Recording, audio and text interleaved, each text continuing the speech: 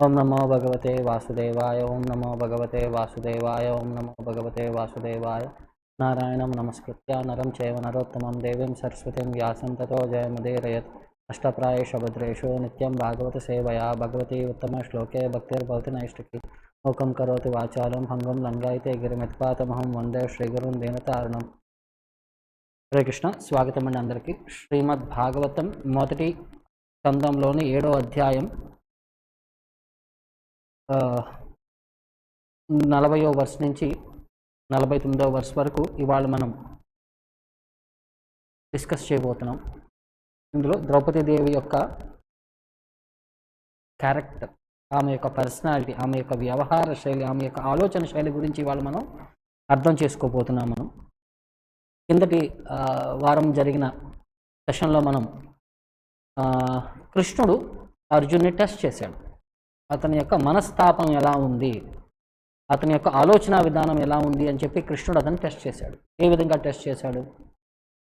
కృష్ణుడు అర్జునుడికి రిమైండ్ చేస్తూ, కృష్ణుడికి కోపం వచ్చింది, అర్జునుడికి కోపం వచ్చింది అశ్వత్థామని పట్టుకోగానే కృష్ణుడు అర్జునుడికి చెప్పాడనమాట, నువ్వు ఆల్రెడీ ద్రౌపదీదేవికి వాగ్దానం చేసి వచ్చావు, ఎవరైతే ఆమె పుత్రుల్ని సంహరించాడో వాడి యొక్క శిరస్సును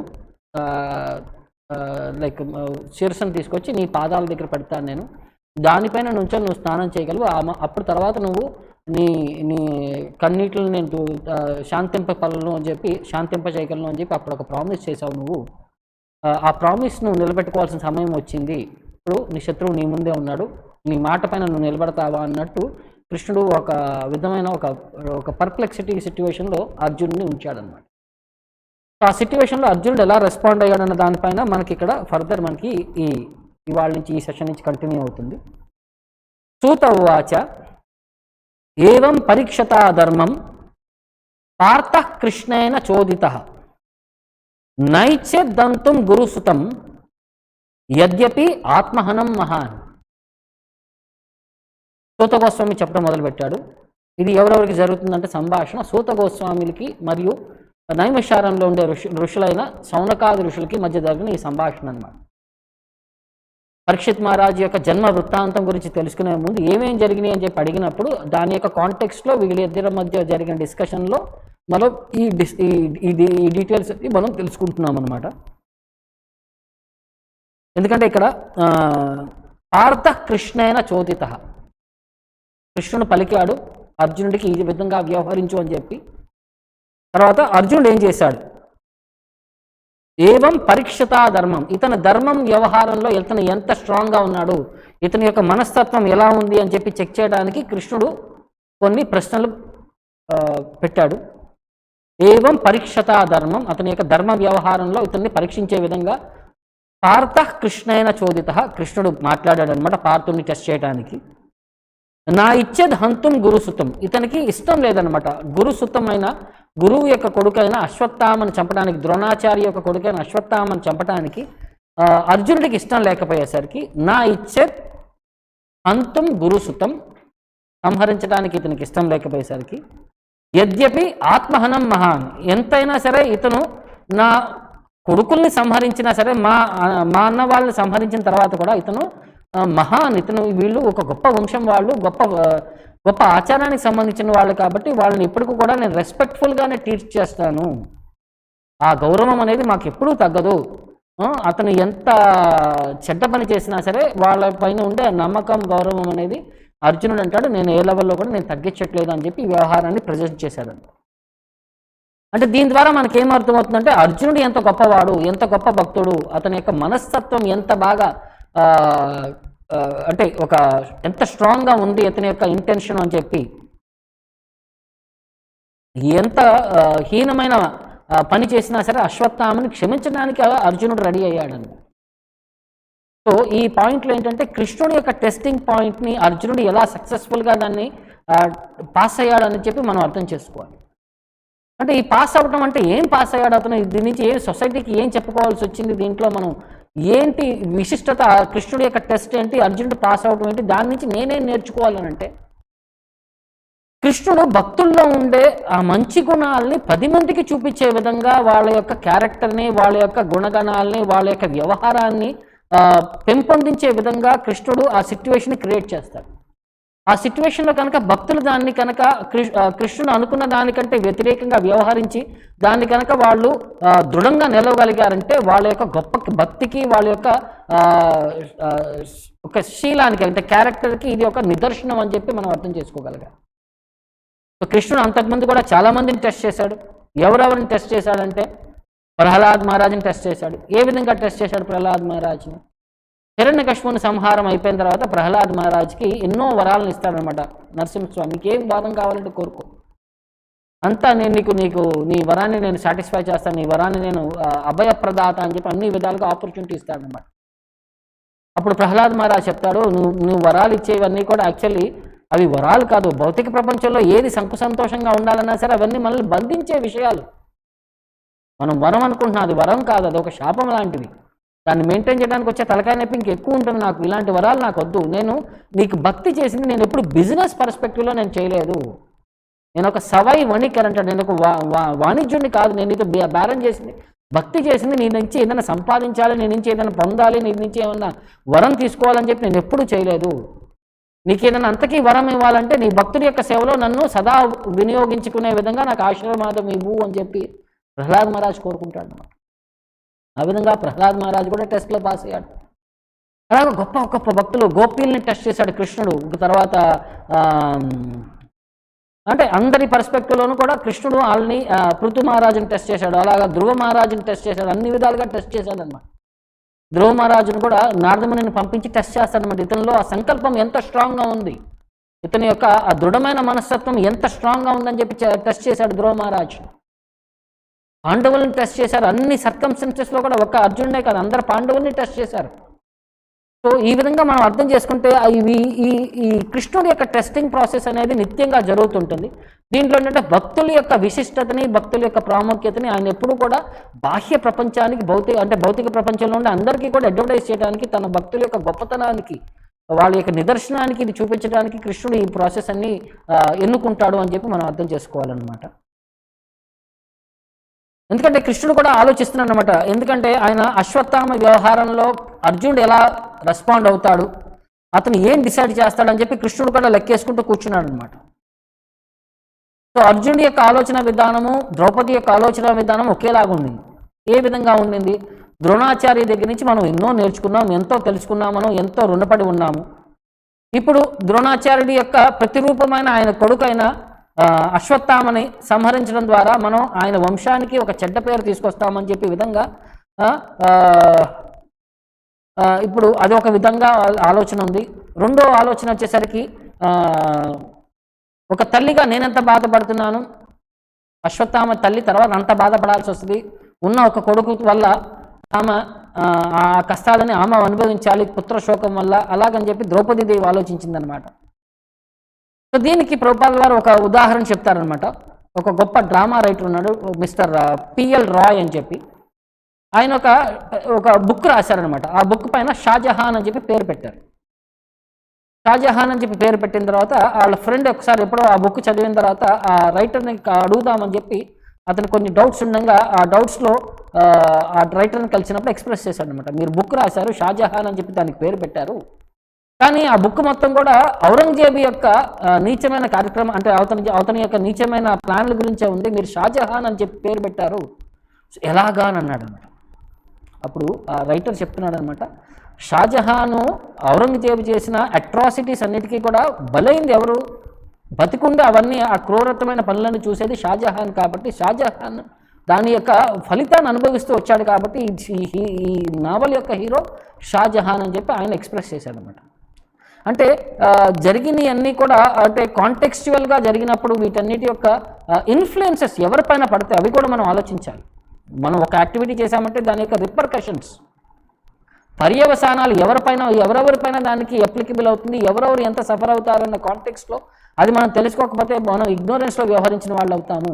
సో అందుకని చెప్పి వీళ్ళు ఆ విషయాన్ని ఎగ్జిక్యూట్ చేయాలనేసరికి అర్జునుడు కానీ ద్రౌపది కానీ వాళ్ళు అన్ని విధాలుగా 360 degrees యాంగిల్ ఆఫ్ విజన్ అంటారు. అంటే అన్ని ఆలోచనల్లో, అన్ని సందర్భాల్లో, అన్ని విధాలుగా వాళ్ళు ఆలోచిస్తూ అంటే అన్ని పాసిబుల్ ఆప్షన్స్ని, పాసిబుల్ ప్రోస్ అండ్ కాన్స్ని వాళ్ళు అర్థం చేసుకొని దాన్ని ఎగ్జిక్యూట్ చేయడానికి వాళ్ళు వ్యవహరించడానికి ముందుకు వస్తున్నారు.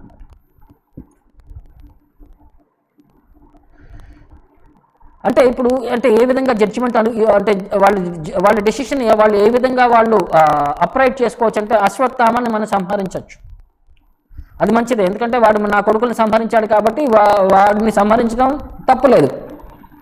బట్ ఈ ఎఫెక్ట్ ఎవరికి వెళ్తుంది, దీని యొక్క రిజల్టెంట్ పర్యవసానం ఎవరు అనుభవిస్తారు? ఆయన తల్లిగారు అనుభవిస్తారు, కృపి. ఎందుకంటే ఆమె వీటన్నిటితో ఏమి సంబంధమే లేదు.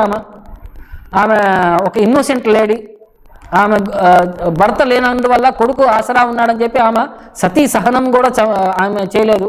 ఇక కొడుకే ఆమె యొక్క మెయింటెనెన్స్ అంతా చూసుకోవాలి. ఆమె యొక్క అశ్వత్థామ ఆమె యొక్క ఓల్డేజ్లో ఆమెకు సపోర్ట్ అది సహకారం అంటే ఆమె యొక్క కొడుకు తప్ప ఇంకెవరు లేరు. సో ఇవన్నిట్లో కూడా కృష్ణుడు అర్జునుడి యొక్క భక్తి మనస్తత్వం భక్తి తత్వాన్ని ఎంత ప్రాక్టికల్గా ఇంప్లిమెంట్ చేస్తున్నాడని చెప్పి కృష్ణుడు ఇవన్నిట్లో మనకి ప్రజెంట్ చేస్తున్నాడు అనమాట. అంటే నిన్ను సంహరించు అని చెప్పి కృష్ణుడు రికమెండ్ చేస్తున్నాడు.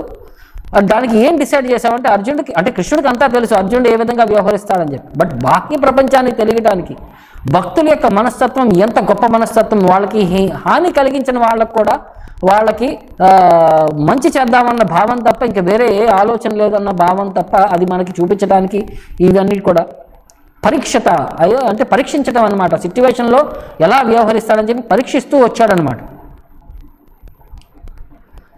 సో ఇంతే పాయింట్ కూడా నా శుద్ధ భక్తుడు అనేవాడు ఎలా ఉంటాడు, వాడి యొక్క గుణగణాలు ఎలా ఉంటాయి, వాళ్ళ యొక్క వ్యవహారం ఎలా ఉంటాయి, ఇవన్నిటి కూడా కృష్ణుడు పాయింట్ అవుట్ చేస్తున్నాడు. సో అర్జునుడు కూడా నువ్వు కృష్ణ నువ్వు ఏం చెప్పినా సరే నేను ఒప్పుకుంటాను, కానీ కొన్ని విషయాల్లో నా యొక్క ప్రయారిటీ నా చాయిస్ కూడా ఉంటుంది. నేను నీకోసం అన్నీ సర్వం సమర్పించడానికి రెడీగా ఉన్నాను, కానీ కొన్ని విషయాల్లో నేను జాగ్రత్తగా ఉంటాను. అది ఎంతవరకు నేను నీ ఆజ్ఞను నేను పాటించగలను అని చెప్పి తూచా తప్పకుండా దాని యొక్క పర్యవసానం గురించి నేను ఆలోచించి వ్యవహరించాల్సి వస్తుంది అని చెప్పి అర్జునుడి యొక్క పాయింట్ని ఇక్కడ ప్రజెంట్ చేశాడనమాట.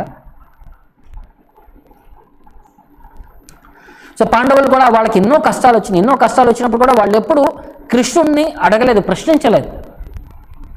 బాబు మీ భక్తుల కింద మేము ఎంతో ప్రాక్టీస్ చేసుకుంటూ వచ్చాము, మాకు పుట్టినప్పటి నుంచి కష్టాలు ఎందుకు ఈ సిచ్యువేషన్లో మేము ఫేస్ చేస్తున్నాం, మాకే ఎందుకు రావాలి అని చెప్పి వాళ్ళు వేశారు. వాళ్ళు దాన్ని టాలరేట్ చేసుకుంటూ దాని యొక్క కౌంటరాక్ట్ చేసుకుంటూ దాని యొక్క సక్సెస్ఫుల్గా వాళ్ళు బయటికి రాగలిగారు కృష్ణుడి యొక్క ఆశీర్వాదం వల్ల. ఇవన్నీ కూడా మనకి భక్తుల యొక్క ఆలోచన విధానాన్ని భక్తుల యొక్క వ్యవహారాన్ని మనకి ఎక్స్ప్లెయిన్ చేస్తుంటాయి అన్నమాట. తర్వాత నెక్స్ట్ కృష్ణుడి యొక్క టెస్ట్ ఎలా ఉంటుంది భక్తుల పైన, దాని గురించి మనం అర్థం చేసుకోవాలని చెప్పి ప్రభుపాద వారు కొన్ని చోట్ల చెప్తారనమాట. ఇతని యొక్క వీరత్వం గురించి అతని యొక్క పౌరుషం గురించి కృష్ణుడు టెస్ట్ చేశాడనమాట. ఇతను ఎంత వీరత్వం ప్రదర్శించగలిగాడు, ఎంత పౌరుషం చూపించగలిగాడు అని చెప్పి ఈ రెండు రసాల్లో కృష్ణుడు అర్జునుడిని టెస్ట్ చేశాడు. సో అర్జునుడు అశ్వత్థామని వదిలిపెట్టద్దు, వాడిని సంహరించు, వాడిని శిక్షించు అని చెప్పి అతన్ని ఫోర్స్ చేశాడు. ఆ విధంగానే గోపీలను కూడా టెస్ట్ చేశాడు అనమాట. వాళ్ళని కర్మ జ్ఞాన ఫిలాసఫీ ఎక్స్ప్లెయిన్ చేసి వాళ్ళందరికీ ఆధ్యాత్మిక కంటే మీ జీవితాలను మీరు చూసుకోండి, మీ డ్యూటీలు మీరు పాటించండి అని చెప్పి కొన్ని ఫిలాసఫీలు ఎక్స్ప్లెయిన్ చేసి వాళ్ళని టెస్ట్ చేయడానికి ట్రై చేశాడు. ఆ టెస్ట్లో కూడా వాళ్ళు పాస్ అయ్యారు. పృథు మహారాజుని టెస్ట్ చేశాడు, ప్రహ్లాద్ మహారాజుని టెస్ట్ చేశాడు.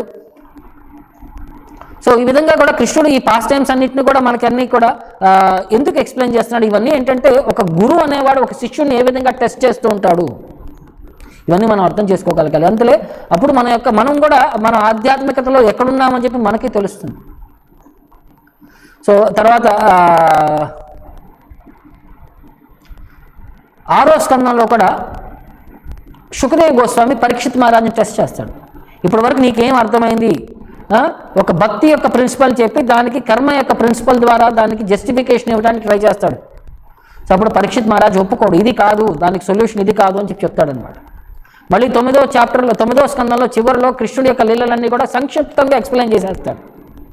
సో అప్పుడు పరీక్షిత్ మహారాజ్ అంటాడు, నాకు ఎలాబరేట్గా చెప్పండి, ఇలా ఒక్క చాప్టర్లో మొత్తం లీలలని చెప్పేస్తే నాకు అర్థం కాదు, నాకు ఇంకా వినాలని ఉంది. తర్వాత 12వ చాప్టర్లో చనిపోయే ముందు ఇక 7 రోజులు అయిపోయింది, ఇక్కడ యొక్క మనస్తత్వం భక్తులు ఎంత ఫిక్స్ అయ్యన్నాడు అని చెప్పి అక్కడ టెస్ట్ చేయడానికి మళ్ళీ ఇంకోసారి టెస్ట్ చేస్తాడు. సో ఇదంటే మన లైఫ్ అంతా కూడా టెస్టింగ్ సిచ్యువేషన్స్ ఉంటాయి. భగవంతుడు టెస్ట్ చేయకపోతే గురువుగారు టెస్ట్ చేస్తారు, గురువుగారు టెస్ట్ చేయకపోతే మాయా టెస్ట్ చేస్తుంది. దీని నుంచి ఏమవుతుందంటే మనం కూడా ఎంత పాస్ అవుతున్నాం, ఎంత సీరియస్గా ఉన్నాం, ఎంత సిన్సియర్గా ఉన్నాం అని చెప్పి మనకి ఒక తెలియాలి, ఒక రిఫరెన్స్ తెలియాలి, ఒక బెంచ్ మార్క్ అనేది మనకి ఉండాలి. మనం అడ్వాన్స్ అవ్వాలంటే, మనం ఆధ్యాత్మికంగా పురోగతి చెందాలంటే మనం ఎక్కడున్నాం, నా నెక్స్ట్ టార్గెట్ ఏంటి, నేను నెక్స్ట్ టార్గెట్ ఇంప్లిమెంట్ చేయాలంటే నాకు కావాల్సిన అంటే నాలో పెంపొందించుకోవాల్సిన గుణగణాలు ఏంటి, ఈ విధంగా కూడా మనకి ఇవన్నీ కూడా గైడెన్స్ వస్తూ ఉంటాయి అన్నమాట. తర్వాత అలాగే చైతన్య మహాప్రభు ఆయన యొక్క సర్వెంట్ అయిన గోవిందాన్ని ఒకసారి టెస్ట్ చేస్తారు.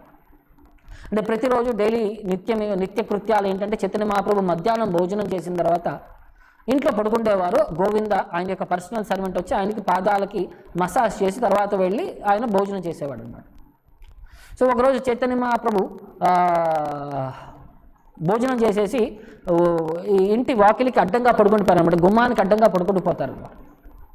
సో గోవింద వచ్చి రిక్వెస్ట్ చేస్తారనమాట, మీరు అడ్డంగా ఉన్నారు, నేను లోపలికి రావాలి, మీ పాత సేవ చేయాలంటే చైతన్య మహాప్రభు అంటారు, నేను బాగా తినేసాను, నేను నా ఒళ్ళు అటు ఇటు జరపడానికి కూడా నాకు ఓపిక లేదు, నువ్వే ఏదో ఒకటి ఆలోచించేసి నువ్వే వెళ్ళిపోని అంటారు అనమాట. చేయాలనుకుంటే చేయి, లేకపోతే లేదు, అవసరం లేదన్నట్టు మాట్లాడతారు. అప్పుడు గోవింద ఏం చేస్తారంటే ఆయన చెద్దరు తీసి చైతన్య మహాప్రభు పైన పరిచి ఆయన్ని దాటుకుని అటు లోపలికి వెళ్ళి చైతన్య మహాప్రభు యొక్క పాదాలకి ఆయన మసాజ్ చేసేసి అక్కడే కూర్చుండిపోతారనమాట. కూర్చుండిపోతే 45 నిమిషాల తర్వాత చైతన్య మహాప్రభు నిద్ర లేచిన తర్వాత గోవింద అక్కడే కూర్చొని ఉండిన తర్వాత అక్కడ చైతన్య మహాప్రభు తిడతారనమాట, నువ్వెందుకు ఇక్కడే కూర్చొని ఉన్నావు, నువ్వు వెళ్ళి ఎందుకు ఇంకా ప్రసాదం చేయలేదంటే, మీరు ఇలా అడ్డంగా పడుకొని ఉన్నారు అందుకని చెప్పి నేను వెళ్ళలేకపోయాను అన్నాడు. సో మరి నువ్వు లోపలికి ఎలా వచ్చావంటే, మీ పైన నేను గుడ్డ కప్పి గుడ్డ పై నుంచి మీకు దాటుకొని వచ్చాను నేను అని అంటాడు అన్నమాట.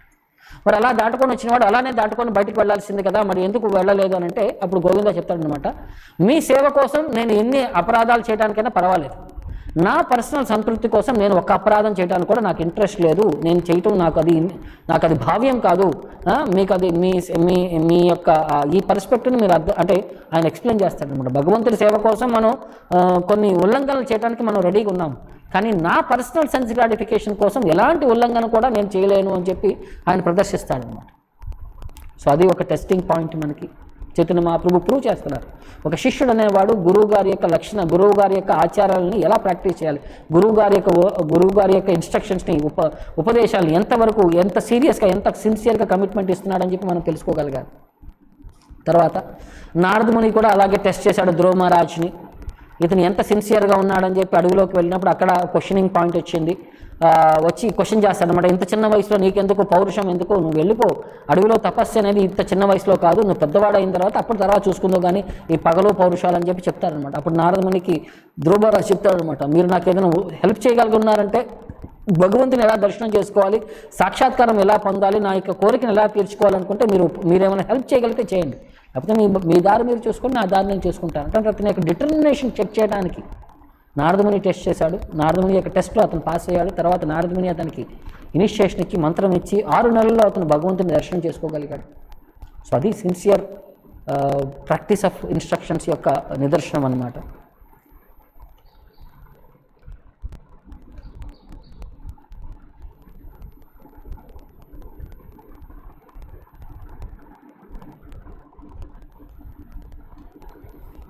వాయిస్ వస్తుందా హరిబోల్?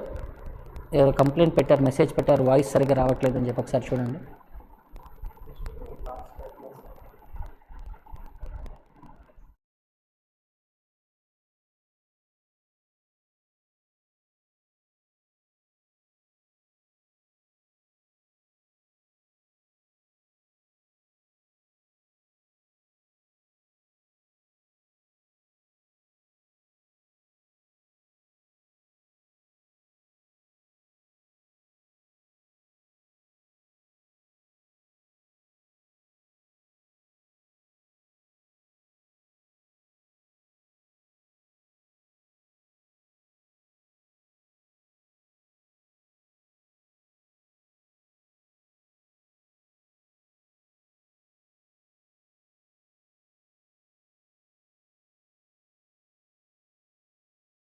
వాళ్ళ శిబిరానికి వెనక్కి తీసుకెళ్ళాడు. గోవింద ప్రియ సారథి, అతనితో పాటు గోవిందుడు అండ్ చారిటీర్ అయిన సారథి అయిన కృష్ణుడు తోడుగా ఉన్నాడు అనమాట. నవేదయే తమ్ ప్రియాయై తీసుకొచ్చిన తర్వాత ఆమె ప్రియాయై అన్న ద్రౌపదీదేవికి నవేదయత్ ఏం జరిగిందంతా కూడా ఎక్స్ప్లెయిన్ చేశాడు అనమాట. శోచ్యంత్య ఆత్మజాన్ హతం, ఎవరైతే బాధపడుతున్నారో, ఎందుకంటే ఆమె పిల్లల్ని కోల్పోయిందని చెప్పి ఆమె బాధపడుతుందనమాట, లామెంట్ చేస్తుందనమాట. ఆమెకి మొత్తం జరిగిన విషయాన్ని నేను ఎక్స్ప్లెయిన్ చేసి తర్వాత ఇతని యొక్క బందీగా ఒక జంతువుని బంధించినట్టు విధంగా అశ్వత్థామని తీసుకొచ్చి ఆమె ముందు పడేసి, ఇది ఇతను నీ కొడుకుని సంహరించిన వాడు ఇతను, వాటిని బంధించి తీసుకొచ్చాము, ఇప్పుడు నువ్వేం చేయాలనుకుంటే అది చేయొచ్చు అన్నట్టు విధంగా అర్జునుడు అక్కడ ఎక్స్ప్రెస్ చేశాడనమాట. అంటే ఈ యొక్క పాయింట్లో ఏంటి మనకి ఇక్కడ ఏంటంటే, భగవంతుడితో ప్రతి ఒక్క జీవికి కూడా ఒక అవినవ భావ సంబంధం ఉంది, ఒక అద్భుతమైన రిలేషన్షిప్ ఉందన్నమాట. దాని ద్వారా వాళ్ళు ఆ రిలేషన్షిప్లో వ్యవహరిస్తుంటే కృష్ణుడు దాని విధంగా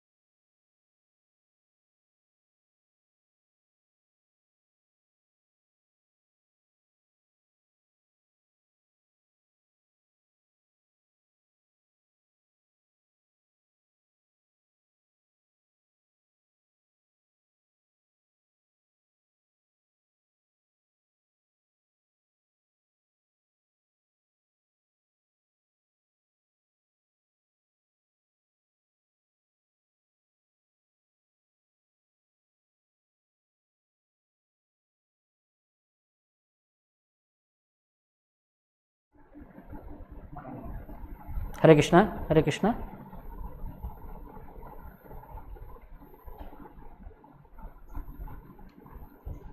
వస్తుందా అప్పుడు ఆయుష్? నీకు వినపడుతుందా?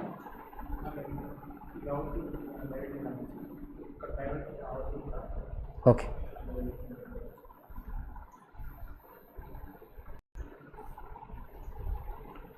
ఇక్కడ అశ్వత్థామ అలాగా ఒక జంతువులాగా బంధించేసరికి ద్రౌపదీదేవి చూసిందనమాట. కృష్ణ నిరీక్షయ గురుసుతం, నిరీక్ష అంటే ఆమె చూసింది, గురుసుతం గురువుగారి కొడుకైన అశ్వత్థామని ఒక జంతువులాగా బంధించేసరికి తత్ర ఆహృతం పశువత్ పాశబద్ధం, అతని యొక్క జంతువులాగా బంధించేసరికి ఆమె యొక్క వామ స్వభావం, ఆడవారు ఎప్పుడూ కూడా ఒక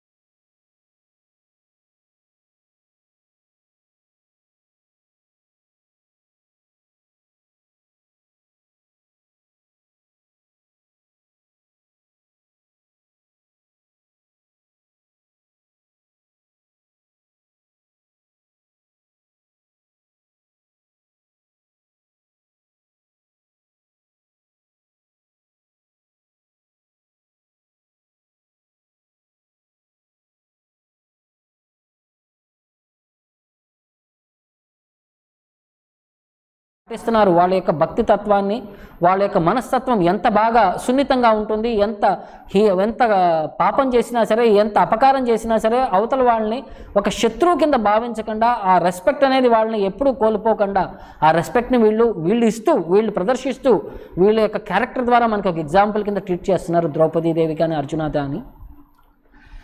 సో వీటేంటంటే ఈ టెక్నికల్ పాయింట్స్ అన్నీ కూడా ఆ వామ స్వభావం, ఒక ఆడవారి యొక్క మనస్తత్వాన్ని మనం ఎలా అర్థం చేసుకోవాలి, వారి యొక్క హృదయాన్ని మనం ఎలా అర్థం చేసుకోగలగాలి అని చెప్పి ఇక్కడ ద్రౌపదీదేవి యొక్క క్యారెక్టర్ని మనకి ఎలాబరేట్ చేస్తూ చెప్తున్నారనమాట. ఈ మొత్తంలో కూడా వారు అప్పుడు కూడా సున్నితమైన మనస్తత్వం ఉన్నవారు, అలాంటి అంటే అందుకనే వాళ్ళందరికీ కూడా ఏదైనా చిన్న విషయం జరిగినా సరే వాళ్ళు ఈజీగా డైవర్ట్ అయిపోగలరు, వాళ్ళని ఈజీగా ఎవరైనా మోసం చేయగలరు అనమాట, సున్నితమైన మనస్తత్వం ఉండటం వల్ల. అందుకనే వాళ్ళకి శాస్త్రాలు చెప్తున్నాయి, ఆచార్యులందరూ చెప్తున్నారు, వాళ్ళకి అన్ని సమయాల్లో అన్ని సందర్భాల్లో వాళ్ళకి రక్షణ అనేది కావాలి.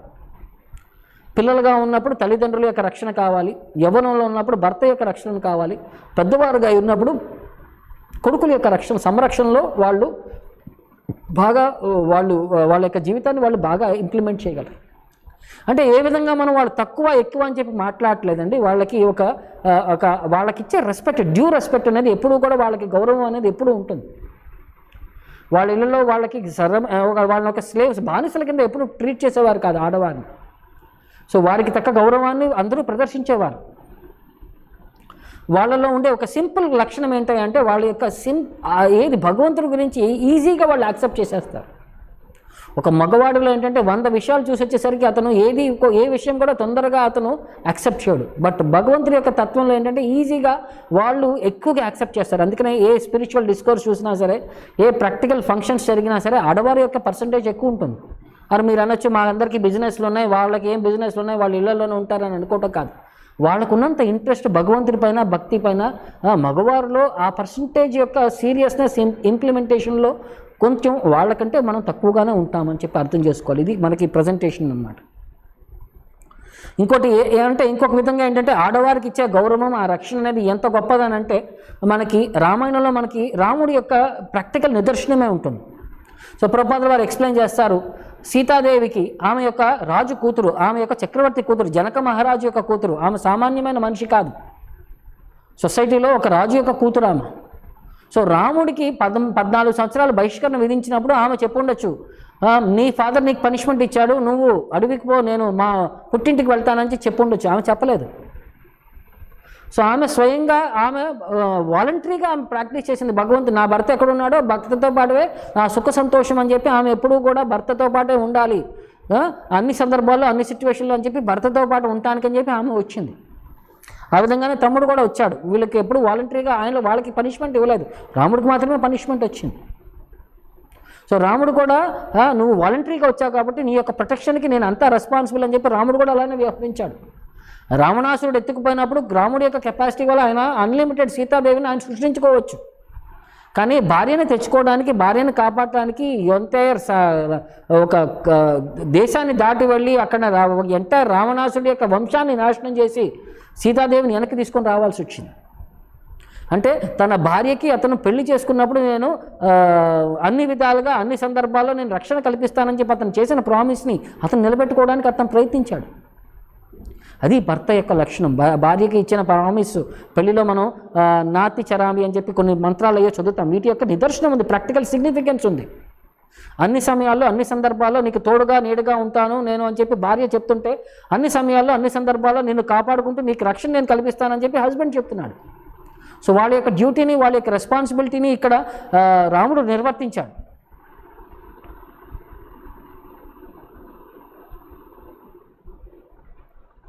సో ఆ విధంగానే ద్రౌపదీదేవికి 13 సంవత్సరాలు బహిష్కరణ జరిగింది పాండవులకి, ద్రౌపదీదేవి కాదు. బట్ హస్బెండ్ లేకుండా నేను ఎక్కడ ఉండను అని చెప్పి ఆమె కూడా స్వతంత్రంగా అడవులకు వెళ్ళింది. కుంతీదేవి కూడా ఆ విధంగానే కొడుకులు ఎక్కడుంటే నేను అక్కడ ఉంటాను, కొడుకులు లేని రాజ్యంలో నేను ఎందుకు ఉండను, నేను నాకు ఉండటం మంచిది కాదని చెప్పి ఆమె కూడా వాలంటరీగా వెళ్ళిందనమాట. ఇలాగ గొప్ప గొప్ప భక్తులందరూ కూడా వాళ్ళ యొక్క ఆ కమిట్మెంట్ని వాళ్ళు చూపించారనమాట. ఇంకోటి విషయం ఏంటంటే బయటికి అంటే ఒక జనరల్ నీతి ఏం చెప్తారంటే, బయటికి వెళ్ళేటప్పుడు వేరే ఊరికి వెళ్ళేటప్పుడు భార్యను తీసుకెళ్ళొద్దు అని చెప్తారు. ఎందుకంటే రిస్క్ ఉంది, ప్రొటెక్షన్ యొక్క రిస్క్ అనేది ఉంది. ఇప్పుడు భార్యను తీసుకొని అడవికి వెళ్ళాడు, రావణాసుడు అంటే రాముడు భార్యను తీసుకుని అడవికి వెళ్ళాడు, అష్ట కష్టాలు పాలయ్యాడని చెప్తారు. సో ఆ విధంగా కూడా మనం అంటే ఎక్కడ లేని కష్టాలన్నీ కొని తెచ్చుకోవాల్సి వచ్చింది సీతాదేవిని అడిగి తీసుకెళ్ళడం వాళ్ళ ద్వారా. అంటే ఒక ఆడవారి యొక్క వ్యామోహంలో మనిషి ఎంత నిమగ్నమైపోయి ఉంటాడంటే, ఎంత అటాచ్మెంట్ అయి ఉంటాడంటే అతను దానివల్ల ఎన్నో పర్యవసానాలు, ఎన్నో ఇబ్బందులు పడాల్సి వస్తుంది. భార్య అవనండి ఏదైనా సరే ఇంత అటాచ్మెంట్ ఉంటే అతను కష్టాలు తప్పవు అన్నట్టు ఇంకొక నిదర్శనంగా కూడా అంటే ఇది ఒక పాజిటివ్ ఇన్స్ట్రక్షన్ ఉంటుంది, ఒక నెగిటివ్ ఇన్స్ట్రక్షన్ ఉంటుంది. ఇవన్నీ కూడా మనకి చెప్తూ భీష్ముడు కూడా ఒక ఎక్స్ప్లెనేషన్ ఇస్తాడనమాట చివరిలో. యుధిష్ఠిర మహారాజుకి ఆయన అంపశయనం పైన ఉన్నప్పుడు ఆడవారి యొక్క ధర్మాలను ఎక్స్ప్లెయిన్ చేసుకుంటూ ఆడవారికి 2 స్పెసిఫిక్ క్వాలిటీస్ చెప్తాడనమాట. ఒకటి సిగ్గు, ఇంకోటి పతివ్రతా ధర్మం. ఈ 2 కనుక వారు మెయింటైన్ చేయగలిగితే సొసైటీ సస్యశ్యామలంగా ఉంటుంది. ఎప్పుడైతే వారు పతివ్రత ధర్మంని కొంచెం కాంప్రమైజ్ అయినా సరే, సిగ్గులో వాళ్ళు సిగ్గు బిడియం అని అంటారు చూసారా, ఈ రెండింటిలో ఎప్పుడైనా సరే అది కాంప్రమైజ్ అయితే కనుక ఈ రెండింటి విషయాల్లో సొసైటీలో వర్ణశంకర పాపులేషన్ వస్తుంది అని చెప్పి ఆయన జస్టిఫికేషన్ ఇస్తారన్నమాట. ఇది శాస్త్రోక్తంగా మనం ఎందుకు చిన్నప్పటి నుంచి వాళ్ళకి ఒక ట్రైనింగ్ అనేది ఇస్తారు. మనిషికి మాట పైన నిలబడే వ్యవహారం ఇస్తారు, ఆడవారికి పతివ్రత యొక్క లక్షణాలపైన దానిపైన వాళ్ళకి ట్రైనింగ్ ఇస్తారు. ప్రతి ఒక్కరికి వాళ్ళ రెస్పెక్టివ్ ట్రైనింగ్ ఉంటుంది. అవన్నీ మనం ప్రాక్టీస్ చేయగలగాలి, దాన్ని ఆచరణలో ఇంప్లిమెంట్ చేయగలగాలి అని చెప్తున్నాం అన్నమాట. శ్రీమద్ భాగవతము 11.2.37 అంటే ఏమిటి తెలవగలదు. భగవద్గీత యథాతథములో ఉంది. అంటే శ్రీమద్ భాగవతంలోని 11వ స్కందంలో 2వ అధ్యాయంలో 37వ శ్లోకం అని చెప్పి దానికి రిఫర్ చేస్తున్నారండి. సో దాని అక్కడ కాంటెక్స్ట్ కింద మీకు అక్కడ కోట్ చేస్తున్నారు ప్రభుపాదుల వారు. దాన్ని మీరు అక్కడ భాగవతంకి వెళ్ళి ఆ వర్షన్ మీరు చెక్ చేసుకుంటే దాని యొక్క రీజన్ మీకు తెలుస్తుంది అని చెప్పి మీకు తెలియాలన్నమాట. అది భగవద్గీతలో అంటే భగవద్గీతలో ఉండే కాన్సెప్ట్స్ అన్నీ కూడా భాగవతంలో మళ్ళీ మీకు రిఫర్ అవుతాయి. సో అందుకని చెప్పి భగవద్గీత యొక్క కాంటెక్స్ట్ వచ్చినప్పుడు భాగవతం నుంచి సిమిలర్ సందర్భాన్ని అక్కడ ఎక్స్ప్లెయిన్ చేస్తూ మీరు ఈ వర్షన్ రిఫర్ చేసుకోవచ్చు అని చెప్పి ప్రభుపాదుల వారు దాన్ని లేకపోతే ఆయన కామెంటరీ చేసిన ఉదాహరణ అది భాగవతం నుంచి రిఫరెన్స్ తీసుకున్నారని చెప్పి మనకి ఒక రిఫరెన్స్ కింద దానికి ప్రజెంట్ చేస్తున్నారు అనమాట. ఓకే, తర్వాత నెక్స్ట్ ఉవాచ చ అసహంతి అస్య. అప్పుడు ఆమె మాట్లాడటం మొదలుపెట్టింది. అంటే ఆమెకి ఇలా అశ్వత్థామని ఇలా బంధించి వేసి చూడటం ఆమెకి కష్టంగా అనిపించి ఉవాచ అప్పుడు మాట్లాడటం మొదలుపెట్టింది అనమాట. బంధన ఆనయనం, ఆయన్ని బంధనం నుంచి విముక్తి చేయండి. ముచ్చితామేష, ఆయనకి ఇమీడియట్గా ఆయన వదిలిపెట్టండి. బ్రాహ్మణో నితరాం గురు, ఆయన బ్రాహ్మణుడు మనకి ఒక గురు సమానమైన మనిషి, అతనికి సమానమైన రెస్పెక్ట్ ఇవ్వగలగాలి. అతను ఒక బ్రాహ్మణుడు ఎప్పుడు కూడా ఇలాంటి బంధన జరగకూడదు. తర్వాత ఒక గురువు కేటగిరీలో ఉన్నాడు, అతనికి ఎప్పుడు రెస్పెక్ట్ ఇవ్వాలి. అతన్ని ఇలా బంధించి వేయటం ఆమె తట్టుకోలేకపోయింది అనమాట. అతన్ని రిలీజ్ చేయండి అని చెప్పి ఆమె రిక్వెస్ట్ చేసింది అనమాట. సో ఆమె శాస్త్రాల పరంగా ఇతను ఎంత క్రూరమైన పని చేశాడు, వీడికి ఎలాంటి పనిష్మెంట్ ఇవ్వాలని చెప్పి ఆమె శాస్త్రాల గురించి ఆలోచించట్లేదు. ఆమె ఆ సమయంలో ఒక సెంటిమెంట్ పరంగా ఒక క్వాలిటీ ఆఫ్ టాలరెన్స్ అనే ఒక సహనశీలి కింద ఒక భక్తుడి యొక్క సహనశీలత యొక్క వ్యవహారాన్ని ఆమె ఎక్స్ప్రెస్ చేస్తుంది తప్ప శాస్త్రాలకు అనుగుణంగా వీడు శిక్షణార్హుడు, వీడు దండార్హునుడు అని చెప్పి ఆమె ఎప్పుడూ ఆలోచించలేదు. ఒక భక్తుడి పరంగా ఆమె ఆలోచించడం మొదలుపెట్టింది, భక్తి మనస్తత్వంలో ఆలోచించడం మొదలుపెట్టింది అనమాట. ఇంకోటి సో ఇందులో ఇంకోటి ఏంటంటే భక్తులు వాళ్ళకి ఎన్ని కష్టాలు వచ్చినా సరే వాళ్ళు అనుభవించడానికి రెడీగా ఉన్నారన్నమాట వాళ్ళకి. బట్ భగవంతుడికి కానీ వేరే భక్తులకు కానీ వాళ్ళు ఎవరైనా అపాయం చేయడానికి వెళ్తే వస్తే వాళ్ళు దాన్ని తట్టుకోలేరు. సో ఒక శత్రువు అనేవాడు వాళ్ళకి ఎంత అపకారం చేసినా సరే వాళ్ళు ఎప్పుడు కూడా బాధపడరు అనమాట. కానీ భగవంతుడికి కానీ వేరే భక్తులకు కానీ హింసించడానికి వచ్చినప్పుడు మాత్రం వాళ్ళు అతన్ని ఉపేక్షించరు. ఇది భక్తుల యొక్క ఒక ప్రవృత్తి. తర్వాత సరహస్య ధనుర్వేదంలో ఉండే అన్ని రహస్యాలన్నీ కూడా నువ్వు ఆయన దగ్గర నుంచి నేర్చుకున్నావు. విసర్గ ఉపసంయమ, అన్ని బాణాలని ఎలా వదలాలి, ఎలా ఉపసంహరించుకోవాలి, అన్ని అస్త్రాల యొక్క విసర్జన ఉపసంహరణ అన్నీ కూడా నువ్వు నీ గురువు గారైన ద్రోణాచార్య దగ్గర నుంచి నేర్చుకున్నావు. అస్త్రగ్రామశ్చ భవత, అన్ని అస్త్రాల యొక్క అన్ని విశ్లేషమైన పాయింట్స్ అన్ని మంత్రాలన్నింటినీ కూడా నువ్వు శిక్షతో యద్ అనుగ్రహాత్, ఆయన కృప వల్ల నువ్వు అన్నీ నేర్చుకున్నావు. గురువు గారి యొక్క కృప వల్ల అస్త్రాలని ఎలా విసర్జన చేయాలి, అస్త్రాలను ఎలా ఉపసంహరించుకోవాలి, వాటి యొక్క మర్మాలని, ఎలాంటి అస్త్రానికి ఎలాంటి అస్త్రం కౌంటరాక్ట్ చేస్తుంది, ఇలా టెక్నికల్ డీటెయిల్స్ అన్నీ కూడా క్షుణ్ణంగా నువ్వు ఆయన కృప వల్ల నువ్వు తెలుసుకోగలిగావు.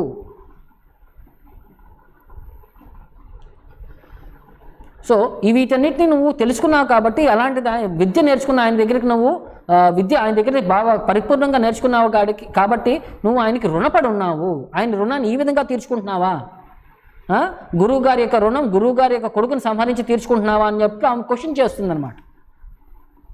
ఆమె యొక్క ఈ అర్జునుడిని క్వశ్చన్ చేస్తూ ఈ విధంగా పాయింట్స్ని ప్రదర్శిస్తుంది.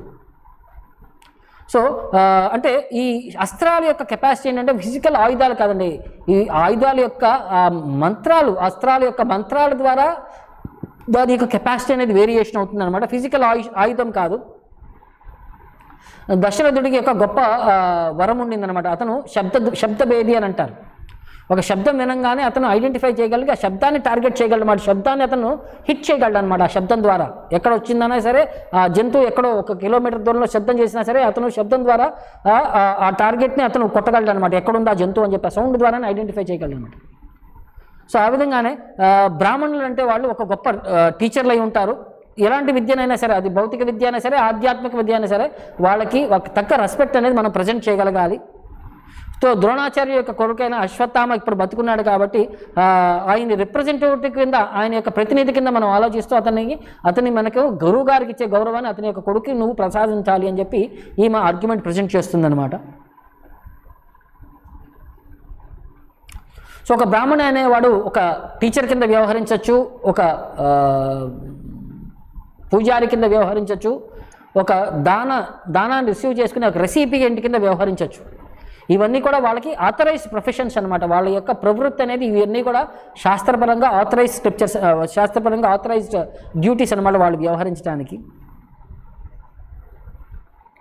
సో దీనికి మనకి ఇప్పుడు ఒక చిన్న పాయింట్ ఏంటంటే, జీవితంలో ఎవరి దగ్గర నుంచైనా మనం ఒక చిన్న మంచి పని మనం వాళ్ళ దగ్గర నుంచి తీసుకున్నామంటే వాళ్ళకి జీవితాంతం మనం రుణపడి ఉన్నాము అని చెప్తున్నాయన్నమాట శాస్త్రాలు. సో అలాగే మనం జీవితానికి సంబంధించిన శిక్షణ అంతా కూడా నువ్వు ద్రోణాచార్య దగ్గర నుంచి తీసుకున్నావు. ఒక చిన్న సేవ చేసుకుంటేనే మనం వాళ్ళకి ఎంతో కృతజ్ఞతా భావాన్ని ప్రదర్శిస్తాము. మరి నీ జీవితంలో నీవి ఈ పొజిషన్కి రావడానికి అతని యొక్క కృప వల్లే నువ్వు రాగలిగావు. ఇదా నీ కృతజ్ఞతా భావము, అతని కొడుకుని సంహరించి నీ కృతజ్ఞతను చూపిస్తున్నావా అన్నట్టు ఆమె క్వశ్చన్ చేస్తుందన్నమాట. అతను ఎంత ఘోరమైన పని చేసినా సరే దానికి నువ్వు వ్యతికరించలేవు, నువ్వు దాన్ని కౌంటరాక్ట్ చేయలేవు, లేకపోతే అతన్ని శిక్షించలేవు. దీనివల్ల అతని యొక్క కుటుంబం చాలా బాధపడుతుంది అని చెప్పి ఆమె ప్రజెంట్ చేస్తుంది. ఇంకోటి ఏంటంటే, కొన్ని సబ్జెక్టుల్లో, కొన్ని సందర్భాల్లో, కొన్ని గ్రూప్స్లో ఏం చేస్తానంటే, ఒకసారి గురువు గారి దగ్గర నుంచి మనం విద్య నేర్చుకున్నామా, ఆ గురువు గారికి ఇక మనకేం సంబంధం లేదు, దాన్ని గురుమారా విద్య అని అంటారు. మనం అంతా పడైన తర్వాత వాడికి నాకేం సంబంధం, అదే నేను డబ్బులు కట్టాను వాడికి నేర్పించాడు, దాంతో అయిపోయింది, వాడి యొక్క బిజినెస్ ట్రాన్సాక్షన్ అయిపోయింది. అది బిజినెస్ ట్రాన్సాక్షన్లో మనం చూస్తాము. దీన్ని గురుమారా విద్య అనమాట. అంతా అతని దగ్గర నేర్చుకున్న తర్వాత తన్నే తరిమేయటం అనమాట. అది గురుమారా విద్య అన్నమాట. ఆ కాన్సెప్ట్ మనం ప్రదర్శించకూడదు అని చెప్పి చెప్తుందన్నమాట. మన జీవితంలో ఎంత గొప్ప వాళ్ళం అయ్యామా, ఎంత గొప్ప సక్సెస్ పిలిచామనేది మనం గురువు గారిని ఎంత బాగా సాటిస్ఫై చేయగలిగామన్న పాయింట్ పైన వ్యవహరించబడి ఉంటుంది అనమాట. ఆధ్యాత్మికంగా అయితే ఇది ఎస్పెషల్లీ చాలా ఇంపార్టెంట్ అనమాట. సో ఇది అర్జునుడు ఎలా సంపాదించగలిగాడు ఈ గురువు గారి యొక్క నమ్మకాన్ని, మనకి ఒక స్టోరీ చెప్తారు. ఒకసారి వీళ్ళకి అస్త్ర విద్య నేర్పించే సమయంలో ద్రోణాచార్య ఒక చెట్టు పైన ఒక చెక్క బొమ్మని పక్షిలాగా పెడతాడనమాట. సో అందరినీ పిలిచి టార్గెట్ పెట్టమంటాడు. యుధిష్ఠిర మహారాజు పిలిపించి ఏం కనిపిస్తుందంటే, చెట్టు కనబడుతుంది, చెట్టు పైన కొమ్మ ఉంది, కొమ్మ పైన పండు ఉంది, పండు పక్కన ఒక పక్షి ఉంది, పక్షి వెనకాల ఆకాశం ఉంది, అంటే ప్రతి ఒక్కళ్ళు ఒక్కొక్క రీజన్ చెప్తుంటారు అనమాట. సో అందరికీ టార్గెట్ ఏం చేయమంటాడు, పక్షి యొక్క కన్నుని కొట్టమని అంటాడు, ఆ బొమ్మ యొక్క పక్షి యొక్క కన్నుని. సో అందరూ కూడా వింత విషయాలు చెప్తుంటారు అనమాట. అప్పుడు అర్జునుడు పిలిచి, అర్జునుడు బాణం ఎక్కిపెట్టిన తర్వాత నీకేం కనబడుతుందంటే, నీకు ఆకాశం కనబడుతుందంటే నాకు ఆకాశం కనబడట్లేదు, చెట్టు కనబడుతుందా కనబడట్లేదు, కొమ్మ కనబడుతుందా కనబడట్లేదు, పక్షి యొక్క శరీరం కనబడుతుందా కనబడట్లేదు, మరి నీకేం కనబడుతుందంటే పక్షి యొక్క కన్ను మాత్రమే కనబడుతుంది, నాకు ఇంకేం కనబడట్లేదు అని చెప్తాడు. సో అప్పుడు ద్రోణాచార్యకి అర్థమైందనమాట ఇతని యొక్క సీరియస్నెస్ అని చెప్పేసరికి ఇతనికి బాగా అప్పుడు అతనికి వాగ్దానం చేస్తాడనమాట, నీకు ఈ ప్రపంచంలోనే అత్యున్నతమైన వారియర్ కింద నేను తీర్చిదిద్దుతాను అని చెప్పి ఆ రోజు అతనికి వాగ్దానం చేస్తాను, ఇతని యొక్క సిన్సియారిటీ సీరియస్నెస్ మెచ్చి. సో నువ్వు అంత కృపకి నువ్వు పాత్రుడయ్యావు, నీ విధంగా నువ్వు ఆయనకి రుణం ఈ విధంగా తీసుకుంటావు అని చెప్పి ద్రౌపదీదేవి సిచ్యువేషన్స్ అన్ని నెరేట్ చేస్తుందన్నమాట.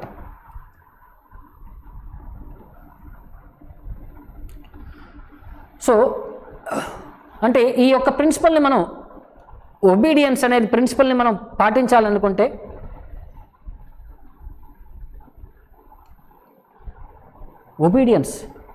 ఒబీడియన్స్ అంటే మనకి తెలుగులో ఏమని అంటాం, మనం ఏమంటారు ఒబీడియన్స్ అంటే? చెప్పిన మాటని ప్రాక్టీస్ చేయగలగటం అనమాట. ఒబీడియన్స్ అనే ప్రిన్సిపల్లో భక్తులు ఏ విధంగా ఉంటారంటే భగవంతుడికి వేరే భక్తులకి భక్తికి వాళ్ళు అనుసంధానంగా ఉంటారనమాట. ఇది చెప్పిన ఇన్స్ట్రక్షన్స్ ఫాలో అవటమే కాదు, దాన్ని ఎగ్జిక్యూట్ చేసే పరంగా కూడా వాళ్ళ యొక్క మనస్తత్వం, వాళ్ళ యొక్క ఆలోచన విధానం అంతా కూడా వాళ్ళు గురువు గారి యొక్క ఇన్స్ట్రక్షన్ ఎంత సీరియస్గా సిన్సియర్గా తీసుకున్నారన్న పాయింట్ పైన దీన్ని వ్యవహరిస్తుంటామన్నమాట. సో మనకు భాగవతంలో చాలా ఉదాహరణలు వస్తాయి. కర్దమముని బ్రహ్మకి ఎంత ఒబీడియంట్గా వ్యవహరించాడు. బ్రహ్మ యొక్క కొడుకు కర్దమముని అతన్ని పిలిచి అడుగుతాడనమాట, నువ్వు సంసారాన్ని ఉత్పత్తి చేసే జనాల్ని పెంచు అని చెప్తారనమాట. సో కర్దమముని అంటారు, మీరు చెప్పిన ఇన్స్ట్రక్షన్ నేను తూచా తప్పకుండా పాటిస్తాను అని చెప్పి దాన్ని మనసా వాచా కర్మని దాన్ని ప్రాక్టీస్ చేశాడు. భగవంతుడి పైన తపస్సు చేసి భగవంతుడి యొక్క కృపకి అర్హుడైన తర్వాత సో అతని నుంచి 9 కుమార్తెలు వస్తారు. 9 కుమార్తెల్ని వేరే గొప్ప గొప్ప ఋషులకి ఇచ్చి వాళ్ళ ద్వారా సంతానోత్పత్తికి కారణమయ్యాడనమాట. ప్రజాపతి కింద అతని యొక్క నిర్వచనాన్ని ధర్మాన్ని పాటించాడు. బ్రహ్మ యొక్క ధర్మాన్ని అతని యొక్క ఇన్స్ట్రక్షన్ని మనసా వాచా కర్మని ప్రాక్టీస్ చేశాడు. అలాగే స్వయంభూ మను పుట్టంగానే బ్రహ్మ అతనికి రెస్పెక్టివ్ పొజిషన్ ఇచ్చేసి రెస్పెక్టివ్ ప్లేసెస్ ఇచ్చిన తర్వాత నువ్వు ఈ సంసార ఉత్పత్తికి నువ్వు సపోర్ట్ చేయనంగానే అతను కూడా అతని యొక్క రాజులంతా కూడా వీళ్ళ యొక్క వంశం నుంచి వచ్చిన వాళ్ళు, మనువులందరూ కూడా ఇతని యొక్క వంశం నుంచి వచ్చిన వారే. అట్లీస్ట్ 5 మనువులు వీళ్ళ యొక్క వంశం నుంచి వచ్చిన వారే. తర్వాత రుద్రుడు శివుడు పుట్టిన తర్వాత కూడా బ్రహ్మ యొక్క ఇన్స్ట్రక్షన్స్ని తోచా తప్పకుండా పాటించడానికి అతను కూడా బట్ అతను ఇంత నెగిటివ్ క్రౌడ్ని సృష్టించాడనమాట. పాజిటివ్ క్రౌడ్ కాదు, బట్ వాళ్ళందరూ నెగిటివ్ క్రౌడ్ ఇచ్చారనమాట. తర్వాత ఉద్ధవుడు కూడా కృష్ణుడి యొక్క ఆదేశాలను ప్రాక్టీస్ చేయడానికి పాటించడానికి అతను కూడా చివరికి కృష్ణుడు ధామానికి వెళ్ళిపోతున్నా సరే ఉద్ధవుడు అంటాడు, ఉద్ధవుడిని అన్నాడు అనమాట, నువ్వు ఇక్కడే ఉండు, నేను చెప్పి ఈ ఉద్ధవ గీతని తీసుకెళ్ళి నువ్వు ఋషులకి నువ్వు ఫర్దర్గా ప్రీచ్ చేయని చెప్పి బద్రికాశ్రమకి పంపించినప్పుడు ఇతను తూచా తప్పకుండా భగవంతుడి యొక్క ఆ మార్గాన్ని డైరెక్షన్ని పాటిస్తూ వ్యవహరించుకుంటూ వచ్చాడు. అతను కూడా భగవంతుడి యొక్క ఇన్స్ట్రక్షన్కి ఎంత ప్రాక్టికల్గా వ్యవహరించాడని చెప్పి మనం తెలుసుకోవచ్చు అనమాట. సో ఈ ప్రిన్సిపల్స్ ఆఫ్ ఒబీడియన్స్ అనేది ఆధ్యాత్మికంగా ఎంత ఇంపార్టెంట్ అనేది మనకి అర్థం చేసుకుంటూ మనకి చెప్తున్నారనమాట. ఇవన్నీ కూడా మనకి విశ్వనాథ్ చక్రవర్తి వారు చెప్తున్నారనమాట. మనకి భగవద్గీతలో చెప్తారు, సాక్షాదరిత్వేన సమస్త శాస్త్రే రుక్తాస్తదా భావ్యత ఏవ సద్ది వ్యవసాయాత్మిక బుద్ధి. ఎంత రిజల్యూట్ డిటర్మినేషన్ ఉండాలి మనకి. గురువు గారి యొక్క ఇన్స్ట్రక్షన్స్ మనం మన జీవితం యొక్క లక్ష్యం కింద మనం దాన్ని ప్రాక్టీస్ చేయగలగాలి, దాన్ని ఆచరణలో పెట్టగలగాలి అని చెప్పి ఆయన ఎక్స్ప్లెయిన్ చేస్తారనమాట. గురువు గారి యొక్క ఆదేశాలే శిష్యుడి యొక్క జీవనాధారం అని చెప్పి ఆయన ఎక్స్ప్లెయిన్ చేస్తారనమాట. ఎలాగైతే మనం ఈ శరీరాన్ని నుంచి మనం ఎలాగైతే వేరు చేయలేమో అలాగే శిష్యుడు అనేవాడు గురువు గారి యొక్క ఆజ్ఞల నుంచి తన జీవితాన్ని సపరేట్గా వేరు చేయలేడు అని చెప్పి భాగవతంలో మనకు కోట్ చేస్తారు. ఆధ్యాత్మికంగా సుపీరియర్స్ యొక్క ధర్మాన్ని మనం ప్రాక్టికల్గా ప్రాక్టీస్ చేయాలంటే మనకి వాటిలో హెజిటేషన్ చెప్పకూడదు అనమాట. వాళ్ళు చెప్పిన మనకి అది ఆధ్యాత్మిక పరంగా మనకు వచ్చే ఇన్స్ట్రక్షన్ మనం ఇమీడియట్గా తూచా తప్పకుండా నేను పాటిస్తాను అని చెప్పి మనం ఫస్ట్ ఎస్ కన్ఫర్మేషన్ చెప్పాలన్నమాట. ఇది ఒక గొప్ప సేవ మనకి ఆధ్యాత్మికంగా మన యొక్క గురువులకి పెద్దవారికి ఇది మనం ఇచ్చే గౌరవమైన నమ్మకం అన్నమాట.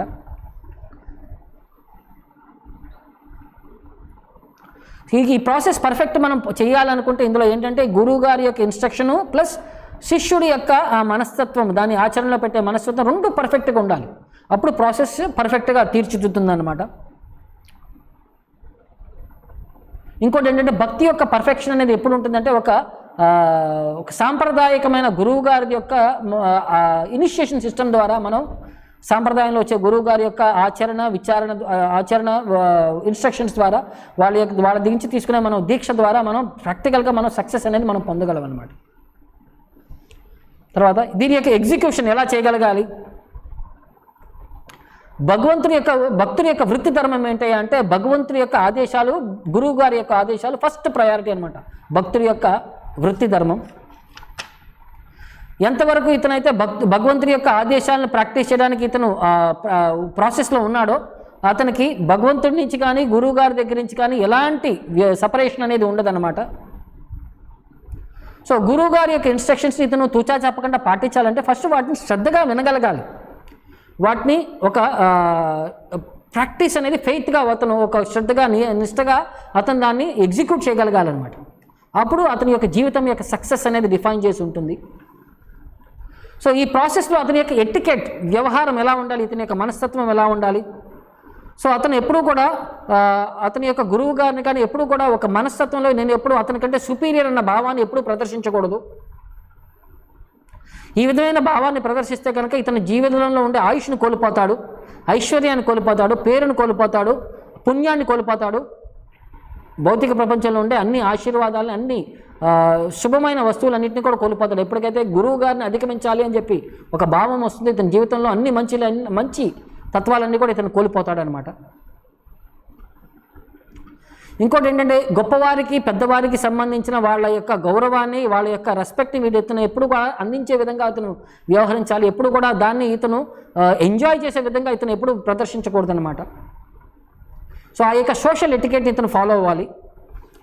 సో ఈ ఎటికెట్ ఫాలో అయ్యేటప్పుడు ఇతని యొక్క యాటిట్యూడ్ ఎలా ఉండాలి?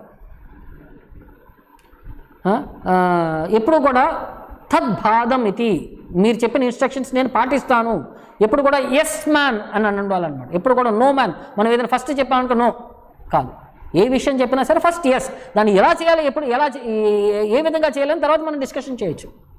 చేయడానికి నేను రెడీగా ఉన్నాను, బట్ అది ప్రాక్టికల్గా కాదా అనేది నెక్స్ట్ లెవెల్. అది నెక్స్ట్ ఎప్పుడు కూడా ఇది కరెక్ట్ కాదు, ఇది ఈ విధంగా చేయకూడదు అని చెప్పి ఎప్పుడు కూడా ఒక పెద్దవారికి ఆధ్యాత్మికంగా అయినా ఉన్నవారికి మనం నెగిటివ్ అనేది మనం ఎప్పుడు కూడా నెగిటివ్గా మనం ప్రదర్శించకూడదు. వాళ్ళని ఎప్పుడు కూడా కరెక్ట్ చేయడానికి మనం ప్రయత్నించకూడదు. సో మనం ముక్తికి అర్హులయ్యామా, ముక్తికి అర్హులు అవ్వలేదా అవన్నీ పట్టుకొని పెట్టేసి ఫస్ట్ మనం గురువు గారి యొక్క ఇన్స్ట్రక్షన్స్ మనం పాటించడానికి మనం ఫస్ట్ సన్నద్ధంగా వ్యవహరించాలన్నమాట. అంటే ఒక రెడీనెస్ మనం ప్రదర్శించాలన్నమాట. సో ఎప్పుడైనా సరే మనం ఒక భారాన్ని మన పైన మోపినప్పుడు మనం దానికి అర్హులను కాదు, వాళ్ళ యొక్క కృప వల్ల నేను ఎగ్జిక్యూట్ చేయబోతున్నానని చెప్పి ఒక భావాన్ని మనం ఎప్పుడు మెయింటైన్ చేయగలగాలి. స్వయంగా నేను అర్హుని కాదు, వాళ్ళు నా పైన భారం పెట్టారు, వాళ్ళ యొక్క ఆశీర్వాదం వల్ల నేను చేయగలిగాను. నా స్వయం కెపాసిటీ వల్ల నేను యాక్చువల్ అయితే నేను పాసిబుల్ కాదు, దీన్ని ఎగ్జిక్యూట్ చేసే నాకంత కెపాసిటీ లేదన్న భావాన్ని మనం ఎప్పుడు ఆ కాన్షియస్నెస్గా మెయింటైన్ చేయగలగాలన్నమాట. ఇది ఇంకొక పాయింట్ మనకి ఎక్స్ప్లెయిన్ చేస్తున్నారన్నమాట.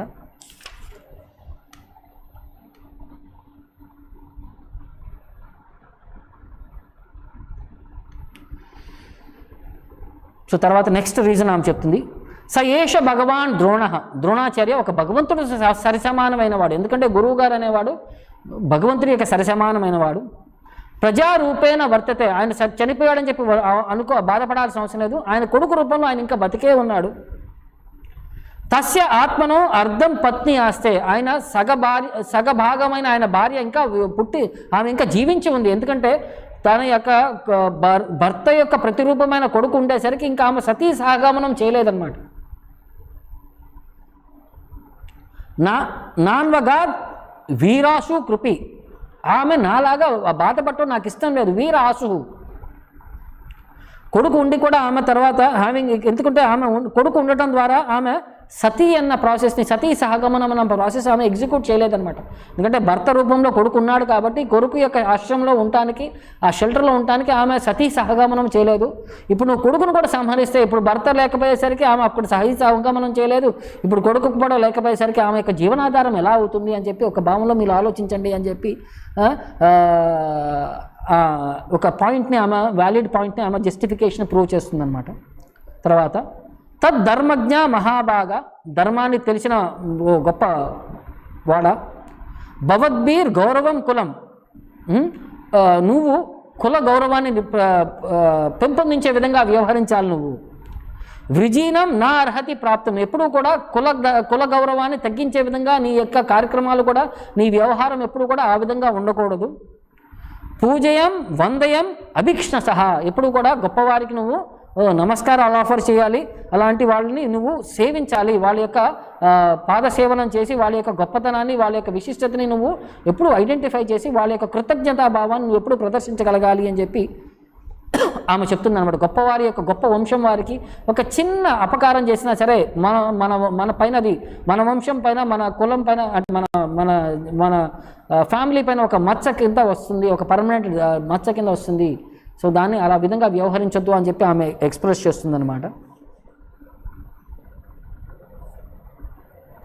సో ఆమె అర్జునుడికి ఒక్కడికే కాదు, అక్కడ ఉండే పాండవులందరికీ, అక్కడ ఉండే చూసేవాళ్ళందరికీ కూడా ఈ విధంగా ఆమె యొక్క టీచింగ్స్ని వ్యవహరిస్తూ చెప్తుందన్నమాట. ఆమె తర్వాత చెప్తూ మా రోది అస్య జనని, నాలాగా ఇంకొక తల్లి బాధపడకూడదు. గౌతమి పతి దేవత, ఆమె యొక్క పతి దేవత లేకపోయేసరికి గౌతమి ఆయన కృపాచార్య యొక్క భార్య, ఆమె నాలాగా ఇంకొక తల్లి బాధపడకూడదు. యథాహం మృత వత్సార్త, నేను ఎలాగ బాధపడుతున్నాను, నా కొడుకులు పోయిన బాధలో నేను కుంగి కృషించిపోయి ఉన్నాను, అలాగే ఇంకొక తల్లి యొక్క బాధ నాకు తెలుసు. ఒక్క కొడుకు కూడా చనిపోతే ఆమె యొక్క బాధ నాకు అర్థమవుతుంది. రోదిమి అశ్రుముఖి ముహుహు, ఆమె కూడా జీవితాంతం నాలాగా బాధపడాల్సిన అవసరం లేదు అన్న భావాన్ని ఆమె ఎక్స్ప్రెస్ చేసిందనమాట. తర్వాత ఏ కోపితం బ్రహ్మకులం, అలాంటి గొప్ప బ్రాహ్మణ కులానికి నువ్వు కనుక మచ్చ తీసుకొస్తే, వాళ్ళకి అపకారం చేస్తే, రాజన్యర్ అజితాత్మభిహి తత్కులం ప్రదహతి ఆసు, వాళ్ళ యొక్క కన్నీటి శక్తికే ఒక మన యొక్క వంశాన్ని నాశనం చేసేస్తుంది. వాళ్ళ యొక్క మీరు అలాంటి గొప్పవారికి నువ్వు కనుక కీడుని శంకిస్తే, వాళ్ళ యొక్క కీడు వల్ల మన వంశమే నాశనం అయిపోతుంది.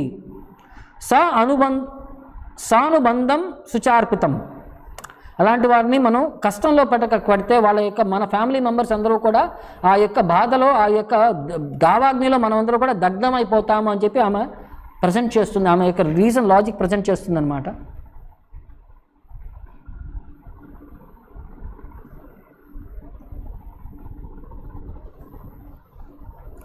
సో మనం చేసే ప్రతి ఒక్క వ్యవహారంలో కూడా మన వంశానికి మనం పేరు తెచ్చే విధంగా ఉండాలి, కానీ మన వంశానికి అపకీర్తి తెచ్చే విధంగా ఎప్పుడూ అలా వ్యవహరించకూడదు అని చెప్పి ఆమె చెప్తూ, ఒక స్కార్ మన ఒంటిపైన ఒక కత్తి మార్క్ లాగా ఉండిపోయింది, జీవితాంతం ఒక కత్తి మార్క్ లాంటిది ఉండిపోద్ది అనమాట. ఎక్కడికి వెళ్ళినా సరే మనల్ని అతను ఐడెంటిఫై చేస్తుంటారు అనమాట ఆ మార్క్ ద్వారా, ఆ మచ్చ ద్వారా. అలాంటిది మన క్యారెక్టర్ పైన ఒక మచ్చ అనేది ఉండకూడదు, మన వంశం పైన మచ్చ అనేది రాకుండా మనం వ్యవహరించాలి అని చెప్పి, ఎప్పుడైనా సరే మన వంశానికి చెడ్డ పేరు తెచ్చే విధంగా నువ్వు ఎప్పుడు వ్యవహరించద్దు అని చెప్పి ఆమె అర్జునుడికి చెప్తుందన్నమాట. ఇంకోటి ఏంటంటే భక్తుల యొక్క మనస్తత్వం, పరదుఃఖ దుఃఖి, పక్క వాళ్ళ యొక్క బాధని వాళ్ళు ఆలోచించగలరు అనమాట. వాళ్ళ పడిన బాధను పక్క వాళ్ళు పడకూడదు అని చెప్పి వాళ్ళు ఆ పాయింట్ని వాళ్ళు ఎక్స్ప్రెస్ చేస్తున్నారు అనమాట. నేను ఎంత బాధపడుతున్నాను, నా కొడుకులు పోయి నేను జీవితాంతం ఏడుస్తున్నాను, అలాగే ఇంకొక తల్లి ఏడిపించాలా, ఇంకొక తల్లి ఆ బాధపడాలా అని చెప్పి ఆమె ఎక్స్ప్రెస్ చేస్తుందన్నమాట. ఆమె కూడా అశ్వత్థామ యొక్క తల్లి యొక్క మనస్తత్వం ఎలా ఉంటుంది, ఆమె యొక్క బాధ ఎలా ఉంటుందని చెప్పి ఆమె స్టడీ చేస్తుందన్నమాట. సో ఇంకొక తల్లి బాధపడుతుంది కదా అని చెప్పి ఈమె బాధపడటం ఎక్స్ప్రెస్ చేస్తుందన్నమాట.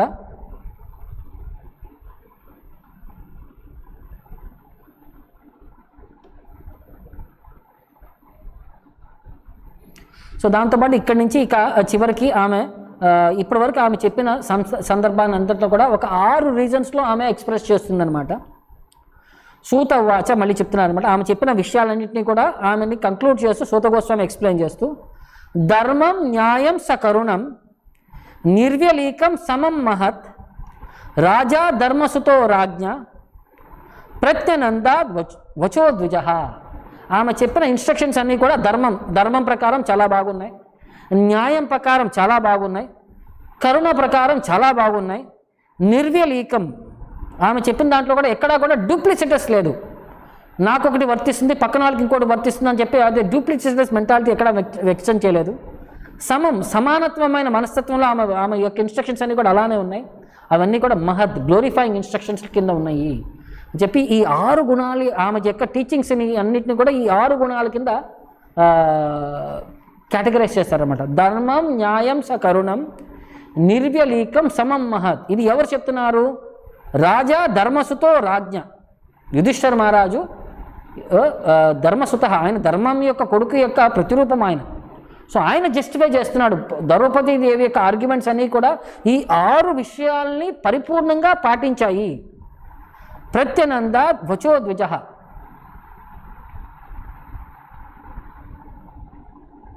ఆమె ద్రౌపదీదేవి యొక్క ఆర్గ్యుమెంట్స్ అన్నింటినీ కూడా ఆయన సపోర్ట్ చేస్తూ ఆయన యొక్క అంగీకారాన్ని ఆయన తెలిపాడు అనమాట. ద్రౌపదీదేవి యొక్క భావానికి నేను ఏకీభవిస్తున్నాను అని చెప్పి ఆయన యొక్క డెసిషన్ని ఒపీనియన్ కూడా అతను ద్రౌపదీదేవి ఏ విధంగా చెప్పిందంటే నేను దాన్నే ఏకీభవిస్తున్నాను అని చెప్పి దానికి నేను ఒప్పుకుంటున్నాను అని చెప్పి ఆయన యొక్క భావాన్ని కూడా ఆయన ఎక్స్ప్రెస్ చేశాడనమాట. ఒక ధర్మం విధంగా, ఒక పుణ్యపరమైన విధంగా ఇవన్నీ కూడా న్యాయపరంగా, ఇవన్నీ కూడా జస్టిఫైయబుల్, ఇవన్నీ కూడా మహత్ గ్లోరిఫైయింగ్ సబ్జెక్టు, ఇవన్నీ కూడా కరుణ కృప యొక్క ఇంటెన్షన్లో చేస్తున్నవి. వీటిల్లో ఎక్కడో కూడా డూప్లిసిటస్ వ్యవహారం లేదు. ఇవన్నీ కూడా ఒక సమానమైన మనస్తత్వంలో ఒక ఫీలింగ్తో ఆమె వ్యవహరించుకుంటూ చెప్పింది. ఇప్పటి వరకు లాస్ట్ 6 వర్సెస్లో 43, 44, 45, 46, 48లో, 47, 48లో ఈ 6 వర్సెస్లో ఆమె యొక్క ఈ పాయింట్స్ అన్నింటినీ కూడా ఈ యొక్క వర్స్లో దాన్ని సమరైజ్ చేస్తూ ప్రజెంట్ చేశారనమాట. సో ఇది ద్రౌపదీదేవి యొక్క స్పీచ్ యొక్క ఈ 6 గుణగణాలని, అంటే 6 పర్స్పెక్టివ్ని మనం అర్థం చేసుకోగలిగాము. సో ఇవన్నీ కూడా మనకి ఆధ్యాత్మికంగా మనల్ని ఎంత సిన్సియర్గా సీరియస్గా తీసుకువెళ్ళటానికి ఇవన్నీ కూడా సపోర్ట్ చేస్తాయి. అరే, టెస్టింగ్ సిచ్యువేషన్లో వ్యవహరించేవాడు గొప్పవాడు. సామాన్యమైన సందర్భంలో అందరూ మంచి మాట్లాడతారు, కానీ కష్టంలో ఉన్నప్పుడు అదే మంచి మనస్తత్వాన్ని మనం మెయింటైన్ చేయగలిగినవాడే గొప్పవాడు అన్నమాట. సో ఆ గొప్పతనాన్ని ద్రౌపదీదేవి ఆమె యొక్క కష్టంలో, ఎంత కష్టంలో ఉన్నా సరే ఆమె యొక్క గొప్పతనాన్ని ఆమె ప్రదర్శించింది. అర్జునుడు ప్రదర్శించాడు, యుధిష్ఠిర మహారాజు ప్రదర్శించాడు. సో కృష్ణుడు ఇవన్నిటినీ కూడా, పాయింట్లన్నింటినీ కూడా మనకి ఎక్స్ప్లెయిన్ చేస్తున్నాడు అనమాట. కృష్ణుడు వీళ్ళందరూ భక్తుల యొక్క మనస్తత్వం ఎంత ట్రయింగ్ సిచ్యువేషన్లో ఉన్నా సరే, ఎంత టెస్టింగ్ సిచ్యువేషన్లో ఉన్నా సరే, వాళ్ళ యొక్క ధర్మాన్ని మించి అధిగమించి వాళ్ళు ఇంప్లిమెంట్ చేయరు, వాళ్ళు ఆలోచించరు అని చెప్పి వాళ్ళ భక్తుల యొక్క మనస్తత్వాన్ని గ్లోరిఫై చేస్తూ ఇవన్నీ కూడా మనకి ప్రజెంట్ చేశారు.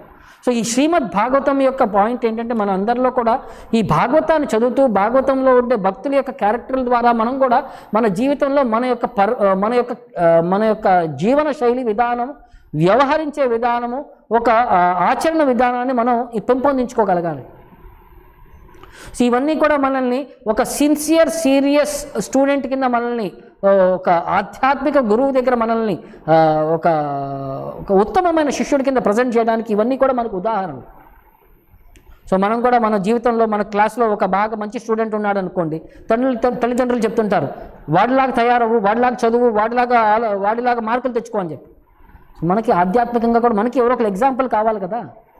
సో అందుకనే భాగవతంలో ఎన్ని ఎగ్జాంపుల్స్ చెప్పేది కూడా మనం, ఇతనిలాగా మనం తయారవ్వాలి, ఇతనిలాగా మనం ఆలోచించగలగాలి, ఇతనిలాగా మనం వ్యవహరించగలగాలి. ఇవన్నీ కూడా మనకి ప్రాక్టికల్ గైడెన్స్ స్టెప్స్ అన్నమాట. సో మనం కూడా ఇవన్నీ కూడా పాటించగలిగితే, మనం కూడా ప్రాక్టీస్ చేయగలిగితే, ఇవన్నీ కూడా మనల్ని ఆధ్యాత్మికంగా మనల్ని ముందుకు తీసుకెళ్ళే, ఇవన్నీ కూడా మనకి సహకరించే మనకి ఈ అసోసియేషన్ అన్నమాట.